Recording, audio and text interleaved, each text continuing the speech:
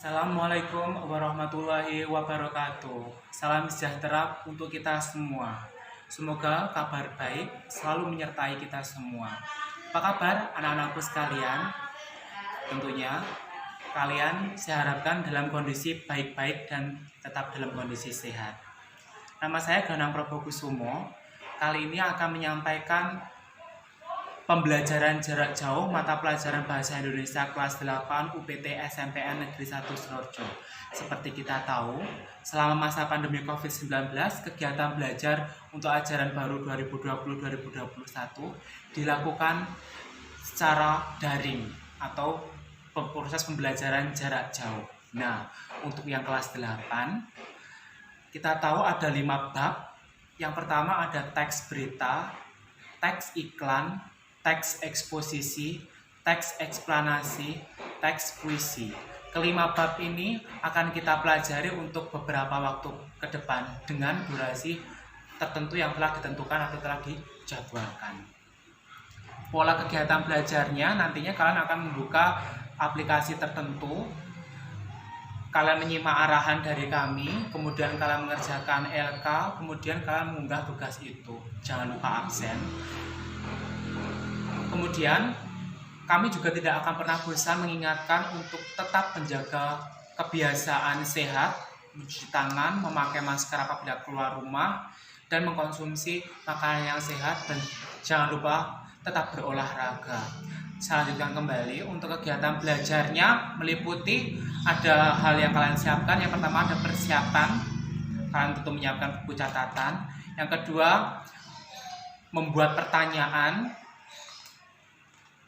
Yang ketiga, menyimak video atau tautan-tautan video dari kegiatan pembelajaran yang telah kami siapkan. Yang keempat, mengerjakan setiap LK berkaitan dengan materi-materi dari 5 bab yang telah saya sampaikan pada awal pembicaraan ini. Kiranya itu yang dapat saya sampaikan. Semoga apa yang saya sampaikan ini membuat kalian lebih semangat dan lebih antusias lagi menyambut ajaran baru 2020-2021, mohon maaf, dengan kebiasaan baru. Sekian dari saya. Wassalamualaikum warahmatullahi wabarakatuh. Baiklah, untuk bab pertama adalah teks berita. Ini di kelas 8 semester 1 ya. Pada materi teks berita ini, capaian-capaiannya atau yang ingin dicapai dari bab ini, yang pertama ada pengetahuan dan keterampilan. Di aspek pengetahuan ada mengidentifikasi unsur teks berita, untuk keterampilannya menyimpulkan isi berita, menyajikan data dan informasi dalam bentuk berita secara lisan maupun tulis dengan memperhatikan unsur kebahasaan dan atau aspek lisan. Dan yang terakhir, aspek pengetahuan menelaah struktur dan kebahasaan teks berita yang didengar ataupun yang dibaca. Nah, tentunya kalian akrab ataupun familiar sekali dengan berita. Entah itu kalian menyaksikan tayangan saluran berita di televisi ataupun melalui kanal YouTube, ataupun kalian membaca teks berita melalui platform-platform digital yang populer, semisal Line Today atau yang lain sebagainya. Nah, pada teks berita itu pengertiannya adalah satu laporan cepat mengenai peristiwa terbaru dan penting untuk disampaikan kepada masyarakat. Karena rata-rata berita itu sesuatu yang terkini ataupun paling baru terkait sebuah peristiwa. Dan perlu diketahui, seperti yang pembicaraan yang saya sampaikan di awal, berita dapat disampaikan melalui media cetak, media elektronik maupun media digital ataupun online. Bentuknya ada tekstual, audio ataupun audio visual, maaf. Untuk yang tekstual melalui wacana ataupun bacaan, kalaupun untuk audio melalui media suara ataupun hanya sebatas suara, misalnya radio. Kalau audio visual menggunakan dua-duanya melalui media suara dan gambar. Misalnya yang kita sering simak, kita lihat melalui televisi ataupun kanal YouTube. Nah, unsurnya ada 5. Nah, ini yang intinya kalian harus benar-benar pahami unsur dari berita ini. Ada kata tanya apa, siapa, di mana, kapan, mengapa, dan bagaimana. Jadi 5 plus 1, ini yang menjadi pokok ataupun intisari dari teks berita. Ruhnya itu ada 6 kata tanya ini yang terjawab melalui teks berita ataupun tayangan berita yang kalian baca atau kalian saksikan. Kiranya itu nantinya akan ada LK setelah tayangan ini. Siap untuk LK berikutnya, untuk latihan-latihannya. Tetap semangat! Suasana dalam 3 bulan ke belakang ini dan ke depan, mestinya yang ada adalah suasana krisis. Kita juga mestinya juga semuanya yang ada di sini sebagai pimpinan, sebagai penanggung jawab, kita yang berada di sini ini bertanggung jawab kepada 260 juta penduduk Indonesia. Ini tolong digarisbawahi. Dan perasaan itu tolong sama, kita sama. Ada sense of crisis yang sama. Hati-hati. OECD terakhir sehari 2 hari yang lalu menyampaikan bahwa growth, pertumbuhan ekonomi dunia terkontraksi 6, bisa sampai ke 7,6%. 6 sampai 7,6% minusnya. Bank Dunia menyampaikan bisa minus 5%. Perasaan ini harus sama. Kita harus ngerti ini. Jangan biasa-biasa saja. Jangan linier. Jangan menganggap ini norma. Bahaya sekali kita. Saya melihat masih banyak kita yang menganggap ini normal. Nah, kalau saya lihat Bapak, Ibu, dan saudara-saudara masih ada yang melihat ini sebagai sebuah masih normal, berbahaya sekali. Kerja masih biasa-biasa saja. Ini kerjanya memang harus ekstra luar biasa, extraordinary. Perasaan ini tolong sama. Kita harus sama perasaannya, kalau ada yang berbeda satu saja sudah berbahaya. Jadi tindakan-tindakan kita, keputusan-keputusan kita, kebijakan-kebijakan kita, suasana adalah harus suasana krisis. Jangan kebijakan yang biasa-biasa saja, menganggap ini sebuah kenormalan. Apa-apaan ini? Mestinya suasana itu ada semuanya. Jangan memakai hal-hal yang standar pada suasana krisis. Manajemen krisis sudah berbeda semuanya mestinya. Kalau perlu kebijakan perpu, ya perpu saya keluarkan. Kalau perlu perpres saya keluarkan. Kalau saudara-saudara punya peraturan Menteri Keuangan, keluarkan untuk menangani negara, tanggung jawab kita kepada 267 juta rakyat kita.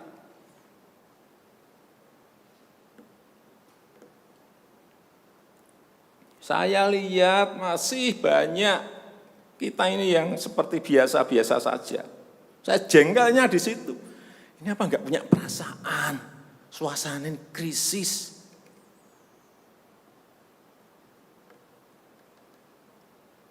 Yang kedua, saya perlu ingatkan belanja-belanja di kementerian.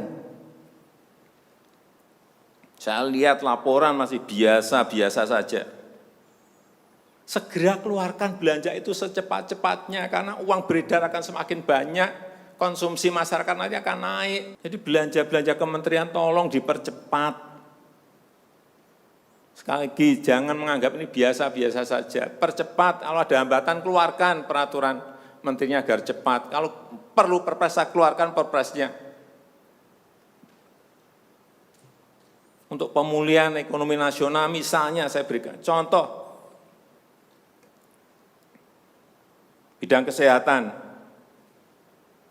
Itu dianggarkan 75 triliun. 75 triliun. Baru keluar 1,53% coba. Uang beredar di masyarakat kerem ke situ semua. Segera itu dikeluarkan dengan penggunaan-penggunaan yang tepat sasaran, sehingga men-trigger ekonomi. Pembayaran tunjangan untuk dokter spesialis, untuk tenaga medis, segera keluarkan. Belanja-belanja untuk peralatan, segera keluarkan. Ini sudah disediakan 70-an triliun seperti itu. Bansos yang ditunggu masyarakat, segera keluarkan. Kalau ada masalah, lakukan tindakan-tindakan lapangan. Meskipun sudah lumayan, tapi baru lumayan. Ini extraordinary. Harusnya 100%. Di bidang ekonomi juga sama. Segera stimulus ekonomi bisa masuk ke usaha kecil, usaha mikro. Mereka nunggu semuanya. Jangan biarkan mereka mati dulu baru kita bantu, nggak ada artinya.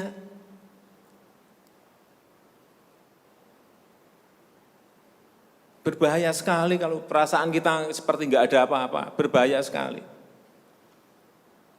Usaha mikro, usaha kecil, usaha menengah, usaha gede, perbankan, semuanya yang berkaitan dengan ekonomi manufaktur, industri, terutama yang padat karya, beri prioritas pada mereka supaya enggak ada PHK. Jangan sudah PHK gede-gedean, duit rupiah pun belum masuk ke stimulus ekonomi kita. Hanya gara-gara urusan peraturan. Ini extraordinary. Saya harus ngomong apa adanya, enggak ada progres. Yang signifikan enggak ada.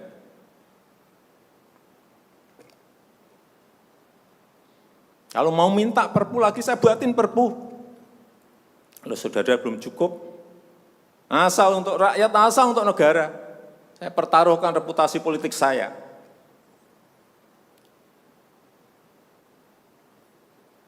Sekali lagi tolong ini betul-betul dirasakan kita semuanya. Jangan sampai ada hal yang justru mengganggu. Sekali lagi, langkah-langkah extraordinary ini betul-betul harus kita lakukan. Dan saya membuka yang namanya langkah, entah langkah-langkah politik, entah langkah-langkah kepemerintahan akan saya buka.